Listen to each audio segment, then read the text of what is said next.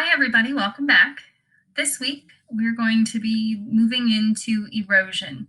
Last week, we looked at weathering, how the rocks are breaking down, whether it's through physical changes in mechanical weathering or actually changing into a new substance through chemical changes or chemical weathering. So real quick, we're going to review what deposition is. Remember we said that if you think back to our previous lesson, we said that it's kind of like depositing money at a bank. You're dropping it off and leaving it there. So the rocks will break down, they'll get moved to a new location, and then they get dropped in a new location. Our fact for today is that the Appalachian Mountains are the oldest ones in the world. These are the ones we looked at last week. We said they were very rounded, and they also have lots of vegetation on them that tells us they are older mountains. So today we're going to focus on running water. Actually, we're going to focus on this all week. We're going to be doing notes and practice today. Then we're going to do a gizmo, and then we have 2 virtual tours to work on, and then a virtual stream table lab. So something a little different this week.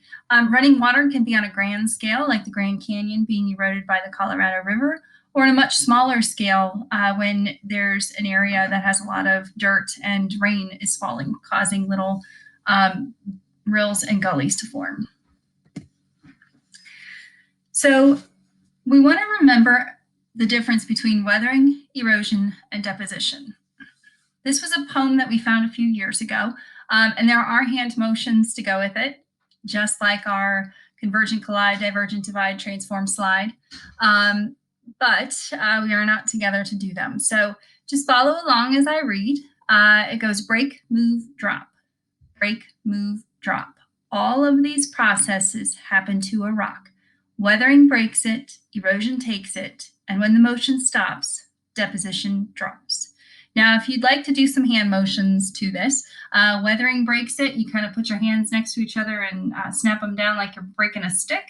Erosion takes it. This is kind of like thriller moves. You're grabbing it from one place and you're going to take it to the other side and drop it off. So if you've ever seen Thriller where they kind of put their hands up to each side, that's the motion for erosion. And then deposition dropping, we actually would squat down for deposition dropping.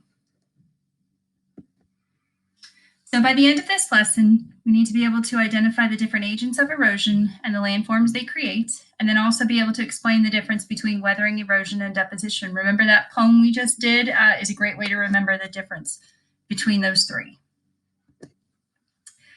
So he said weathering is breaking down the rock. When we are moving those sediments to a new location, that is erosion. So we're moving that weathered material or those sediments from one place to another. We're going to be talking about 5 agents of erosion: running water, which we'll talk about today. We'll get into waves and wind and gravity next week, and then ice will probably be the 3rd week. So running water. When the rain falls on the ground, it will hit the soil, and those water droplets will be able to pick up some of the soil particles. When there's enough water in an area, you'll get runoff, and that is just the water moving over the surface of the earth. My dad just recently built a house on a big hill in Green, and they were having a huge issue with runoff because every time it would rain, all of the water would come flowing down the hill, carrying tons of sediment with it. The amount of runoff is going to depend on how much rain is falling, also how much vegetation there is. If you've got a hillside and there's lots of plants, you're not going to have the same amount of runoff if it was just a hill covered with soil. So the vegetation, the trees, the plants, that's going to reduce how much stuff comes rolling down the hill. Also the type of soil. Some soils are going to absorb water and other ones are going to not absorb it. For example, when I used to live in Indiana, the soil had a lot more sand in it. So when it would rain, it would soak right down into the soil. Around here, we have a lot more clay in the soil, so we would have more runoff because it wouldn't be absorbing as much water. The steeper the land, the faster the water is going to move, so you're going to have more runoff. And then also how people are using the land. So if it is a big field, that's going to be different than a parking lot. Parking lot is going to, the rain is going to hit and it's going to just run off that area because it does not absorb water. So this is a visual of what we were just talking about. You see the angle of slope, the type of soil, the type of vegetation. Rock also could be in there. Lots of different things that are going to affect how the runoff occurs. So if you go to an area where there's a lot of dirt, you're probably going to see these little like trails made by the water as it flows over the surface of the ground. Those are rills. Those flow into slightly larger areas that are called gullies, and then the gullies come together to form the streams and tributaries, and then those come together and dump into the rivers. So river erosion can create some interesting things. Valleys is one thing that will be made by running water. So here we have a picture to the left at the top here of a U-shaped valley, and to the right we have a V-shaped valley. The reason they form differently is because of how much erosion was happening. So in the V-shaped valley, the sides are much steeper, which means the erosion is going to happen more rapidly, creating the V shape. If you have gentler slopes, that erosion is not going to happen as fast, and you'll wind up with a wide valley. When there is lots of rain in an area along a river, sometimes you will have the river flooding. The area that it floods is called the floodplain. We've talked about waterfalls already when we looked at different types of faults and how the rivers were flowing, whether it was towards the hanging wall or away from it, and if it goes and drops over one or the other. Now we're looking at waterfalls forming because of erosion. So as the river's flowing over an area, sometimes there's hard rock, so it's going to weather very slowly and erode very slowly. And then that river will flow over some softer rock that erodes much faster. Well, if it's eroding faster, that means it's being carried away. And now you have a low area where that softer rock is, and the weathered material is going to be moved out of there. The water is going to come over that harder rock and then drop down to where the softer rock is now that it has been eroded away. Rivers, as they flow, they will create meanders. These are these bends in the river. So you can see from these pictures how the rivers are not straight. We know that a river is young when it is more straight. The more meanders it has, the older that river is. Sometimes the meanders will get cut off. So take a look at the picture here in the middle. We can see the river is coming around, making a huge meander here. Eventually, over time, the river is going to start flowing just from this piece straight across. And it's going to create this area here where we're going to have what's called an oxbow lake.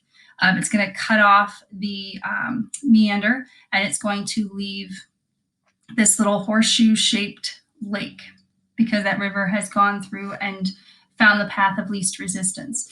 Please take a moment to watch this video down here. It'll explain meanders a little better. And of course, there's a Star Wars reference in it. So the amount of erosion that occurs depends on the slope of the river, the volume of flow, and the shape of the stream bed. The slope of the river is just how far does the river drop towards sea level as it goes a certain distance. If it's steeper, the water is going to move faster. If it's not as steep, it's not going to be moving as fast. The speed of that water is going to determine how much sediment can be moved. So if it's moving faster, it has the ability to carry more sediment and bigger pieces of sediment. For the volume of flow, this is the amount of water that moves past a point on the river in a given amount of time. So the more water that's moving, the faster that river's moving. The faster it's moving, the more it can carry. When the river floods, we definitely have an increased volume of flow, which is going to mean more erosion happening. The shape of the stream bed also affects it. If it is deeper, you're going to have less friction, so the water's going to move faster. And if it's shallow, there's going to be more friction and the river's going to move slower. I always think back to going canoeing or kayaking. When it's real shallow, the trip tends to take a lot longer because the river's not moving as fast. Also, the boulders and the rocks, if there's a lot of them in there, there's going to be friction with the water, and that's going to make the water move slower as well. So I want you to take a look at these two pictures. We're going to start with the picture up in the the left top. I want you to look and see if you can figure out which side is moving faster and which side is moving slower. Take a look at the cross section. Here's point A. Here's point B. Okay. Notice point A is more shallow. B is going to be much deeper. And I want to know which one's moving faster and which one's moving slower. I always like to think back to they called it the Scrambler, I think at Cedar Point. If you've ever ridden a ride like this, I know they have one at Sluggers and Putters as well. With this ride, when you get thrown around as it spins, the person on the inside doesn't move as much. The person on the outside is moving much faster. So keep that in mind here. All right, so hopefully you said that A is moving slower and B, the water is going to be moving faster. Faster at B because it's on the outside and it is deeper, and A is going to be moving slower because it's more shallow there. So now we're going to apply that to what we see in the picture in these meanders over here with the river. So on the inside of the curve, okay, remember that's like point A over here in the picture to the left. If it is on the inside of the curve, the water is moving slower, which means that the water is going to not be able to carry the sediment that it's carrying because it's moving slower than the rest of the water. So it's going to actually drop or deposit those stuff it's carrying. On the outside of the curve, the water is moving much faster. Again, that's just like B up here. So that is where we're going to actually be eroding the sides of the river. So we're going to keep getting more of a cut into the side of the river on this side, and we're going to keep depositing stuff here on the inside of the curve. Okay, again, inside is where we deposit, the outside of the curve is where we are eroding. So here are the answers to that.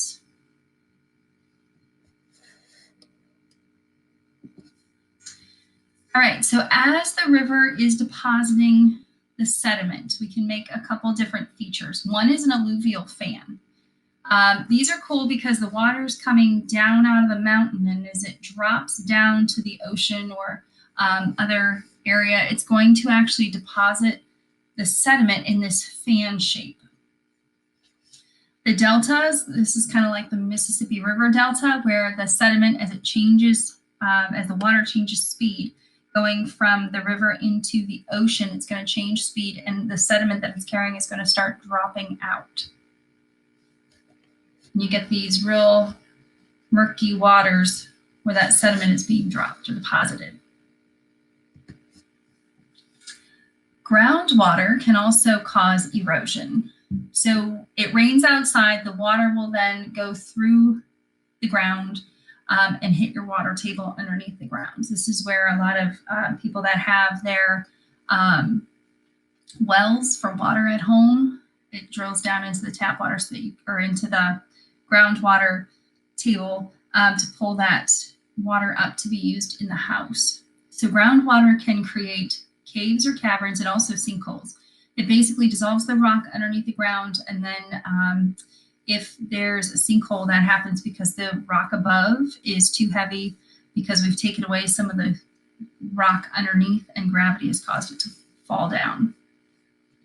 This can also create what's called karst topography. These are created in areas where there's lots of limestone near the surface, and it's going to be eroded a lot by that groundwater. There's a video in the extra help folder that talks more about the karst topography here in Ohio.